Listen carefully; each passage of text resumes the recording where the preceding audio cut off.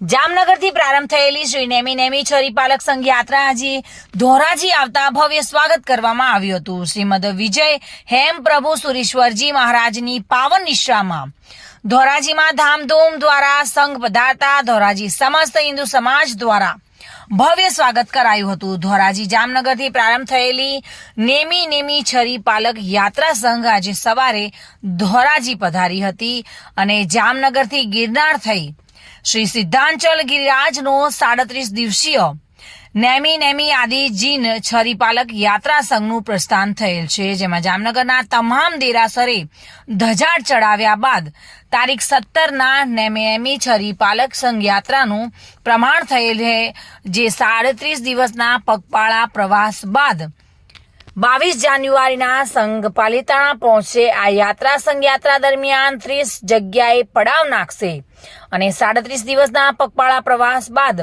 22 જાન્યુઆરીના સંઘ પાલિતાણા પહોંચશે।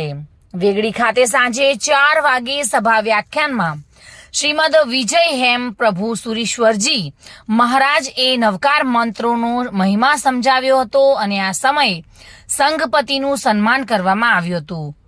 પૂજ્ય ગુરુદેવ વિજય હેમ પ્રભુ સુરીશ્વરજી મહારાજે અખિલ ભારતીય વિશ્વકર્મા મહાસભાના રાષ્ટ્રીય અગ્રણી કિશોરભાઈ રાઠોડ, ડોક્ટર મેહુલભાઈ શંખાણી, બ્રહ્મ સમાજના યુવા નયનભાઈ કુવાડિયા, જૈન સમાજના નગીનભાઈ વોરા તેમજ યુવા અગ્રણી ચિરાગભાઈ વોરા, સિવિલ એન્જિનિયર વત્સલભાઈ રાઠોડ, વિમલભાઈ સોંદરવા વગેરેનું મહારાજ સાહેબ દ્વારા આશીર્વાદ પાઠવવામાં આવ્યા હતા। આજે જૈન શાસનના ઇતિહાસમાં આવી એક મહત્વપૂર્ણ પદયાત્રા લઈને અમારા પૂજ્ય ગુરુ ભગવંતો અને સાધુજી ભગવંતો આવેલા છે। ચાતુર્માસ પછી પૂજ્ય આચાર્ય ભગવંતો જામનગરથી જુનાગઢ અને જુનાગઢથી પાલિતાણાનો આ સંઘ લઈને આવ્યા છે, જેમાં આશરે 100 સાધુ સાધ્વીજીઓ અને 450થી 500 પદયાત્રિકો છે। આ સંઘની જો ટૂંકામાં વ્યાખ્યા કહીએ તો સંઘ એટલે એમાં જોડાનારને સાધુત્વનું અનુભવ કરાવનાર એક પરિબળ એટલે આ સંઘ।